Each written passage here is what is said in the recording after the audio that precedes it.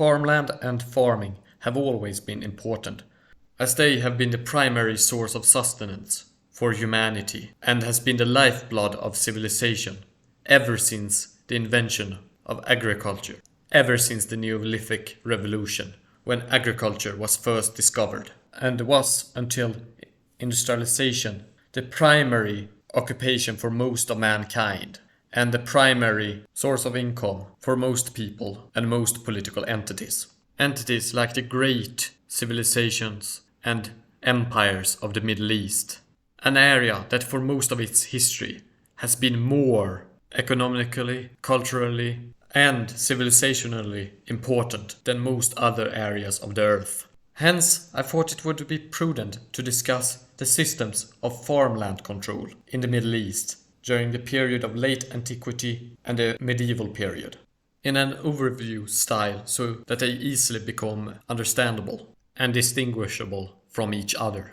The systems we are going to go through are the waqf systems of endowments and land control by local mosque congregations and their leaders of the Islamic Arabic world, introduced by the Arabic invasions in the 7th century AD with the rise of Islam. Then you have the Ethiopic Aksumite Kefel Gelt systems of endowments controlled by local church congregations and their leaders. I included the Ethiopic Empire of Aksum, even if it is outside of the Middle East, being in northeastern Africa, because it was an integrated and very important part of the Middle Eastern world, through trade and through cultural contacts throughout its history. And the system of the Kefel Gelt did extend into southern Arabia at times, when the Aksumite Empire conquered into that area, and there also existed similar systems even before that in southern Arabia.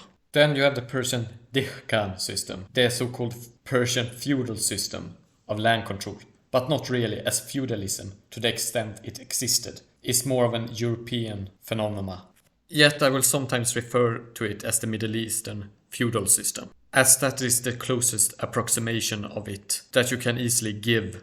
This system existed since the period before Christ and was always exist in parallel to the other systems of the waqfs and some other systems, but did a re-emergence with the gradual fall of the Abbasids in the 9th to 10th centuries. The Dihkan system is sometimes referred to as the Iqta'i system, but as the term Iqta, land piece or division, and hence its derivative Iqta'i, were also used in the Shafi'i school of Islamic law in association with the Awqaf systems that I mentioned before, and in a taxation system associated with the Dihkan system, but not always. I have decided to not use the term Iqta'i to describe the Dihkan system in order to avoid confusion, as the term otherwise might refer to one thing in one system and to another in another.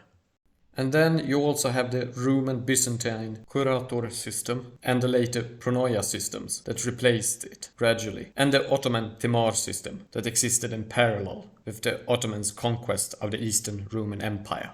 There existed some other systems except these systems, but these were the biggest systems and the ones I could make easy explanatory generalizations about. And in order to explain these things, I'm going to use these charts to easily illustrate what I'm talking about.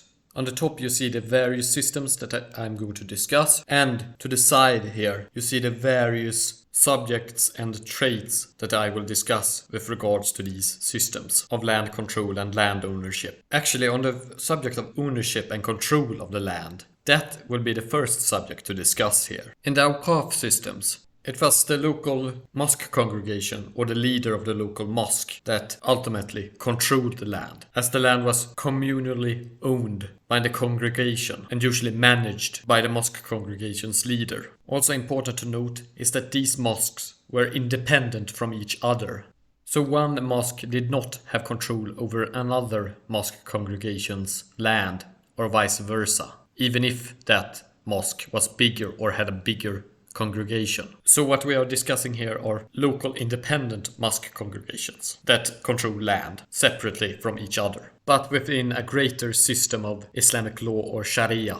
Then you have the Aksumite Kefel Gelt system, where the owners or controllers of the land were local leaders, usually leaders for churches and representatives of church congregations. So this is actually quite similar to the waqf system in the Arabic Islamic world, with mosque congregations owning and controlling land. Here you instead have church congregations owning and controlling land communally. Though the Geld systems did recognize some sort of independent actors that were not directly connected to church congregations, but usually had a similar function as community leaders. Also quite similar in how Islamic law recognizes private ownership of land outside of the waqf system and of areas controlled by other religious communities. Though these systems I categorized under those other systems that I do not intend to go into any depth with in this presentation. Now, as regards the Persian feudal Dihkan system, land was owned and controlled by landowner families in that system. That is to say, it was individual families and their private ownership that gave them control over the land. Land was not communally owned like in the two previous systems I mentioned. Yet the Dihkan system often included provisions that the owners of the land had to support the ruler militarily, and the ruler in turn had to protect the Dihkan owners of the land. But it should be pointed out that the ruler did actually not own or control the land formally in the Dihkan system, most of the time. Which was not the case in the next system, which was the early East Roman curator system, where the land was owned by the central state, but administered by local bureaucrats in the name of the state. And these bureaucrats were individuals working for the state, in comparison to the later East Roman pronoia system, where the land technically was still owned by the central state, but the land was controlled in effect by chosen people and their family lines, who could use the land in exchange for various services to the empire. And the difference to the earlier curator system was that now the land is not worked for the empire, but the land is leased out for private family use or private individual use in exchange for services. For example, military service or political support of one faction or the other in the imperial politics of the Eastern Roman Empire. And the Ottoman Timur system, which was pretty much the Ottomans' adoption and adaptation of the Roman systems of land control, was pretty much the same as the late East Roman pronoia system in terms of that the land was owned by the central state, but the land and various revenue sources were controlled by chosen people and families. The major difference between the Ottoman Timur system and the pronoia system was pretty much that the Ottomans actually did formalize the process to a further extent than it was in the late Roman Empire. Going from ownership and control of land, you might be interested to know how land was granted to these entities that controlled and or administrated these lands. When it comes to the waqf system, land was given to a mosque congregation or allotted to a mosque congregation by both private individuals and Islamic rulers, such as the caliph, a sultan or an emir, according to various agreements and rules. In comparison, the Aksumite Geld system, land was allotted to, for example, a church congregation by peer decision, by several congregation leaders and other important people deciding it together, and through private grants and rulers giving land that would be decided in how it would be allotted by these local peer decision groups, often made up of local important men and representatives of various communities, as well as the grantor and other people concerned, such as the rulership in certain cases. Also note that in contrast to the waqf systems in the Arabic Islamic world, an allotted land portion could be revoked by peer decision in the Geld system and transferred to another controller of the land. As for the Persian Dihkan system, land could be inherited, bought if a landowner sold it, taken over from another landowning family as a punishment of that family, and or granted by, for example, the ruler in exchange for services or another landowner that gave it away as a gift or in exchange for other services.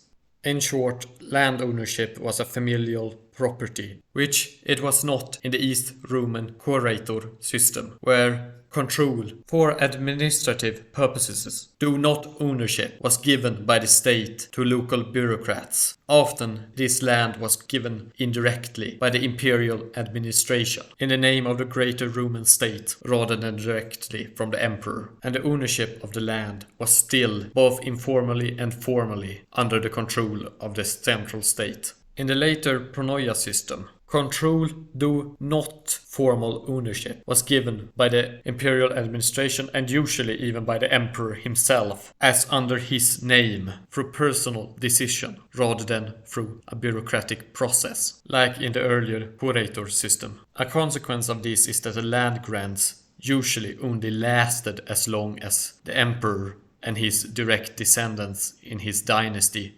remained in power, as it was granted under that rulership's name, rather than granted in the name of the greater state.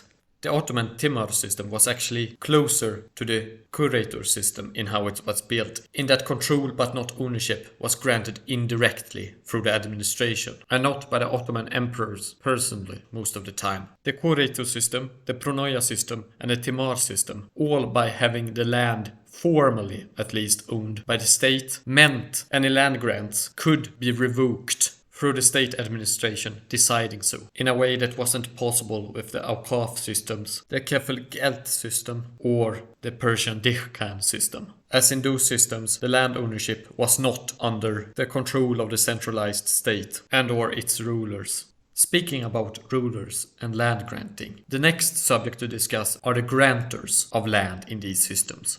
As for the waqf system, al-waqf, the endowment, and the singular of awqaf, could be any sort of gift given to a mosque, and not necessarily only land, though land is the focus of this video, and could be given by anyone, from a ruler to private Muslims, for a variety of reasons, as an act of charity to the mosque, for example, due to previous agreements, and also as a way to avoid taxes, as it was not unusual throughout history that people would give away their land to a mosque congregation in order to avoid having to pay taxes for that land. For example, the Kharaj tax, as the land serving as a waqf was untaxed, and in exchange be granted a secondary grant from the mosque to still be able to use the land, but the land was now owned by the mosque congregation instead of the previous owner, and thus was no longer taxed. Similar tax incentives also existed within the kefil system, and land controlled under church congregations, though in that case the tax was merely lower rather than absent, and it was often rulers that donated land to this system in exchange for the grantees providing troops through formalized agreements. Yet in theory in the kefil system anyone could be a grantor of land to it.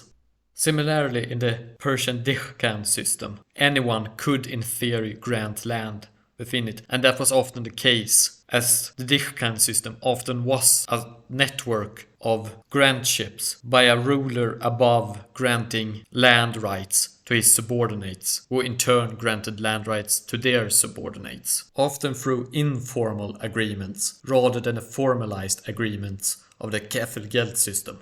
In the East Roman curator system, it was the emperor, or more usually the imperial administration, that acted as the temporary grantor of land, or rather as allotment decider administration of land. In the later pronoia system, it was usually the emperor or someone directly under him or very close to him that decided who should be granted the right to use the land. And the Ottoman Timur system was closer to the curator system than it was to the pronoia system, in that it was usually an impersonal affair through the Ottoman administration rather than through formal or informal agreements with the Sultan or Ottoman Emperor himself.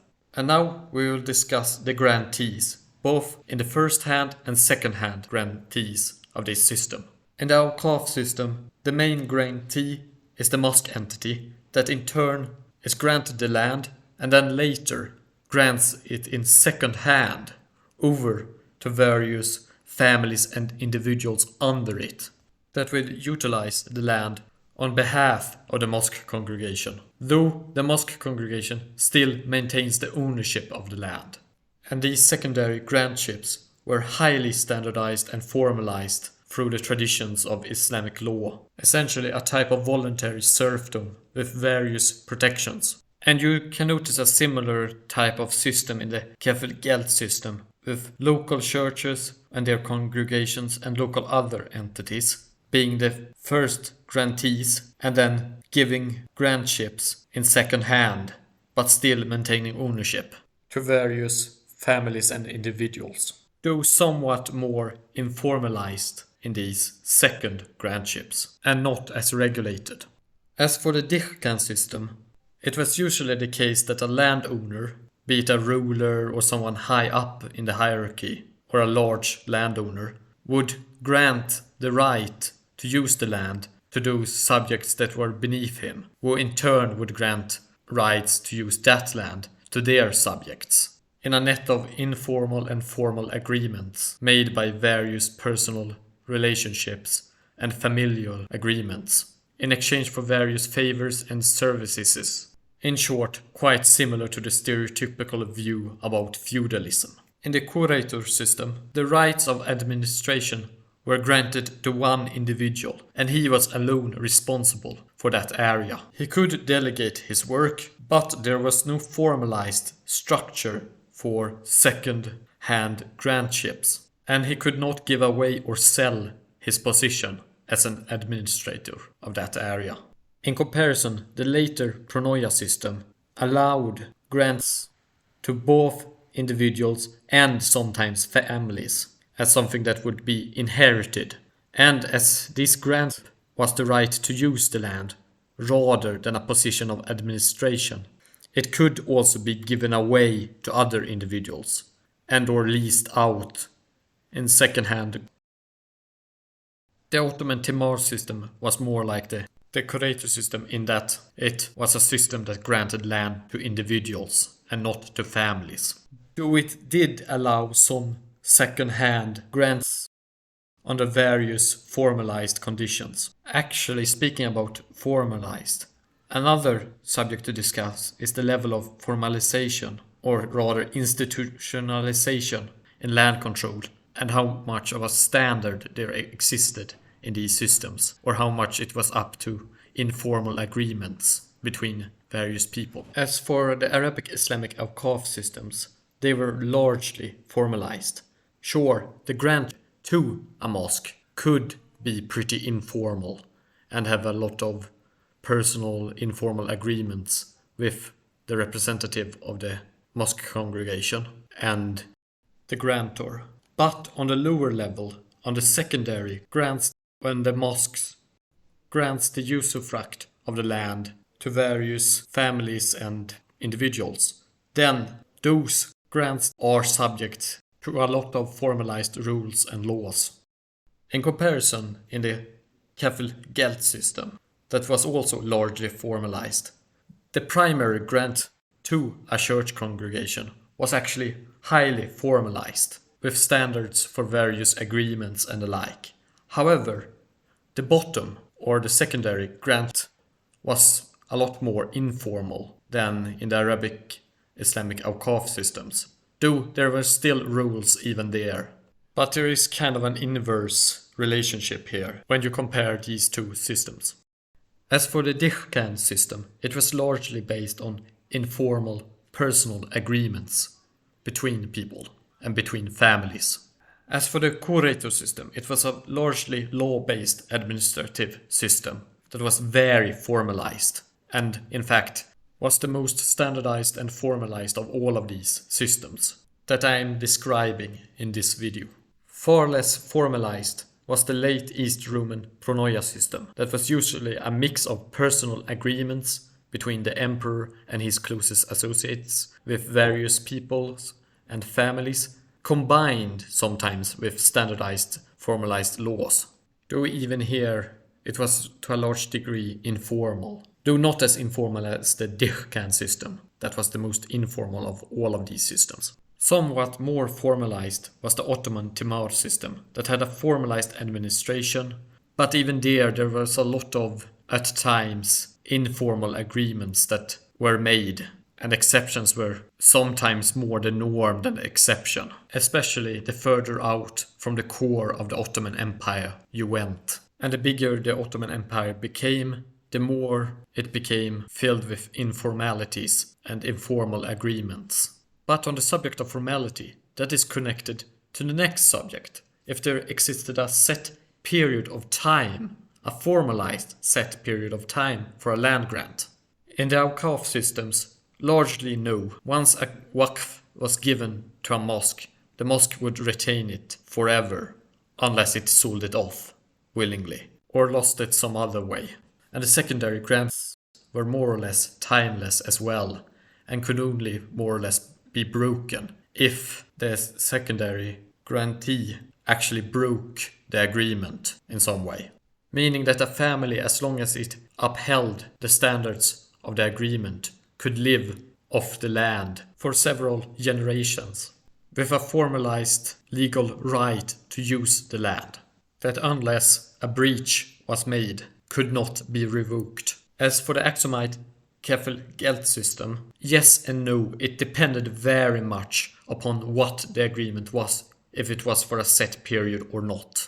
And this was true both for the higher agreements between several church congregations and men of importance, and between the primary landowner and controller and the owners of secondary grants. It depended upon a case-to-case basis and upon the agreements.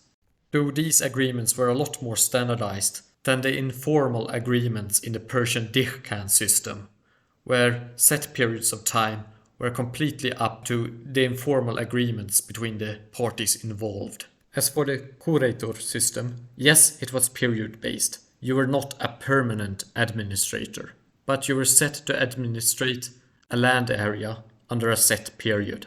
The pronoia system technically had set period limitations, like the lifetime of a person, though informal and formal exceptions were made regularly to this system.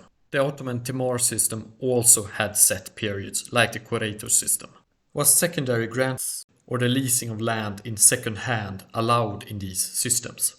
In the waqf systems, yes, and there were even formalized standards for when secondary grants were actually required for the military services of people that had fought on behalf of the mosque congregation.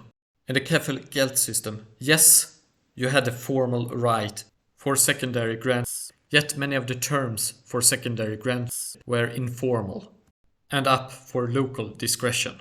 The Dihkan system, yes, and actually you had several nets of informal agreements of secondary grants in several descending lines, with several levels of grants, and not just in two levels as with the previous two systems I mentioned. In the curator system, there was no secondary grants, as you as an administrator had direct responsibility, though there did exist levels of administration of, for example, an area and its agriculture.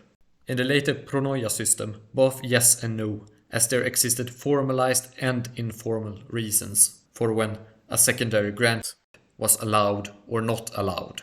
The Ottoman Timur system was very similar to the pronoia system in this regard, despite the fact that the Ottoman system more closely in many other regards resembled more the older curator system. The next subject is the subject about what was the primary reason for granting land. What was the expected return for a land grant in these systems?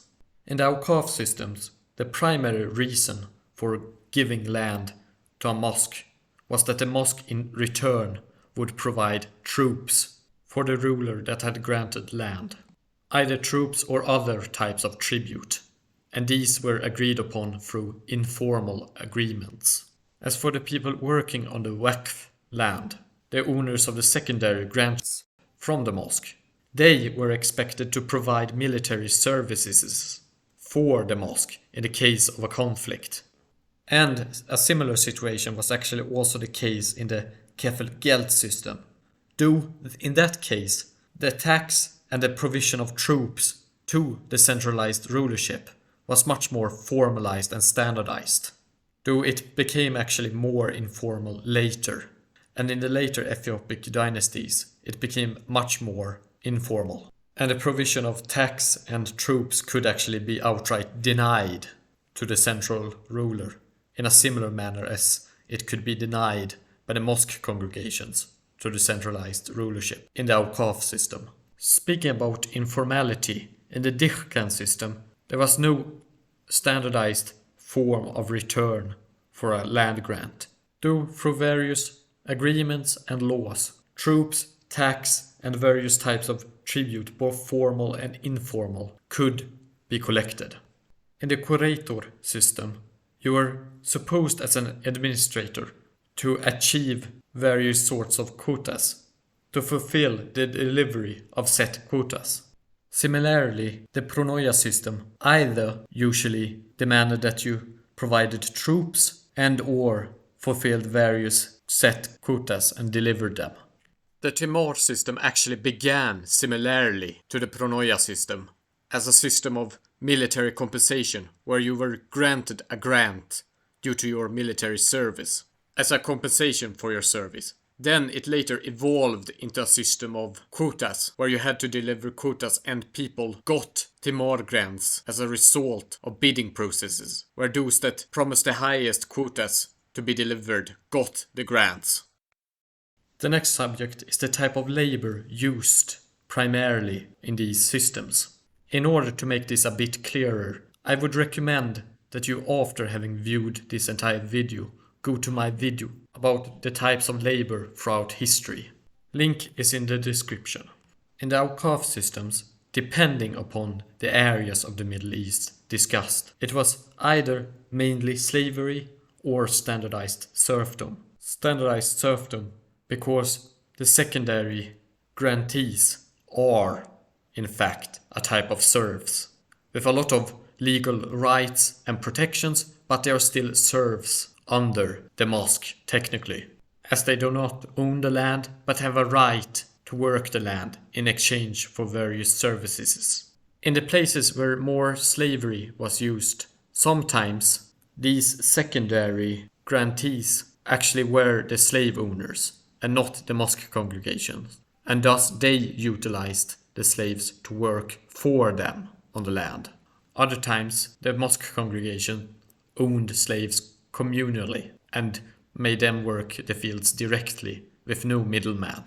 In comparison, the kafel geld system was mainly slavery, with the head of the slaves being a secondary grantee required by standardized law, as the churches could not own slaves directly, but ironically actually employed a larger percentage of the population as slaves than the slavery in the Arabic Islamic world ever did. As for the Dihkan system, it was mainly serfdom and some free labor, being the only system that actually utilized free labor to any larger extent of all the systems I've mentioned here. And it also utilized slavery in the later Islamic period. It was very dependent upon local factors and local agreements. As for the curator system, it mainly depended upon the use of slavery, but it became more a use of serfdom of the workers on the fields of these administratorial units later.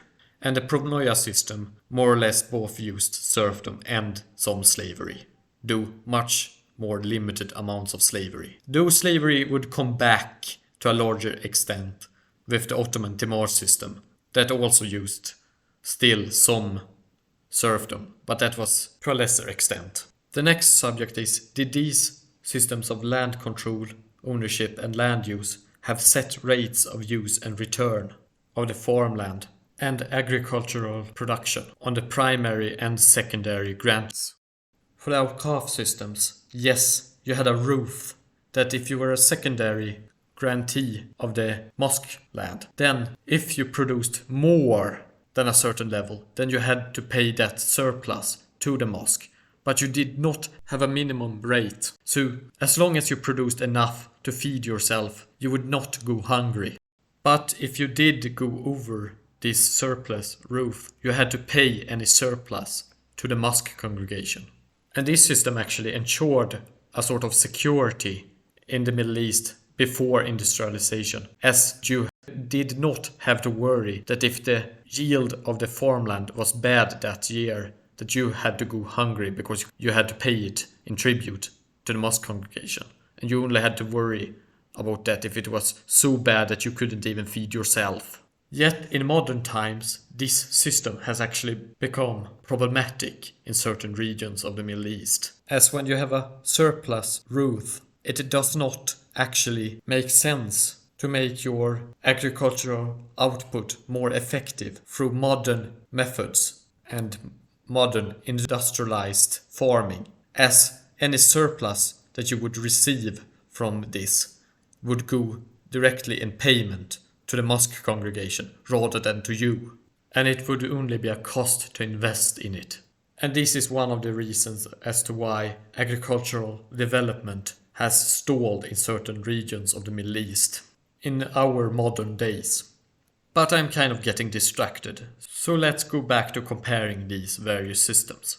The Kefil Geld system, similarly to the waqf systems, did have a roof of surplus payment, but in certain cases also minimum payment as well, where you had to actually pay a minimum as well. But a minimum payment was informally agreed upon and could vary locally. The Persian Dihkan system, being a kind of feudal system, was very variable and informal, but the various rates and the like were usually formalized in official documents and statements, and also sometimes in law. The Kuretu system, yes, they had set quotas that were highly standardized, and the Pronoia system was in contrast very variable, though it was mostly formalized in various ways with various quotas and services that had to be provided. It sometimes and often was not. The Ottoman Timar system was very dependent upon what type of farmland it was and what it was used for. And local agricultural payment rates were a result of pre-decided quotas on a higher administratorial level. So quotas were set on the higher level, and then that was reflected in the rates on the lower levels that the farmers and people responsible for the agriculture locally had to pay. The next subject is the areas and periods of times where these systems were in use. As for the waqf systems, they were in use from the 7th century onwards, parallel with the rise of Islam. Though older, very similar systems did exist before Islam. Waqf systems of land usage have still continued to exist to our modern days.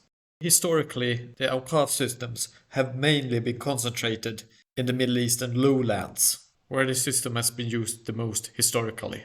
As for the Kefil Geld systems, the earliest examples of it, or at the very least similar systems, seems to have appeared around the turn from before Christ to after Christ, in the areas of what is modern-day Ethiopia and Eritrea, in the heartlands of the Aksumite Empire. And it continued onwards, and even spread to southern Yemen, when the Aksumite Empire invaded southern Arabia.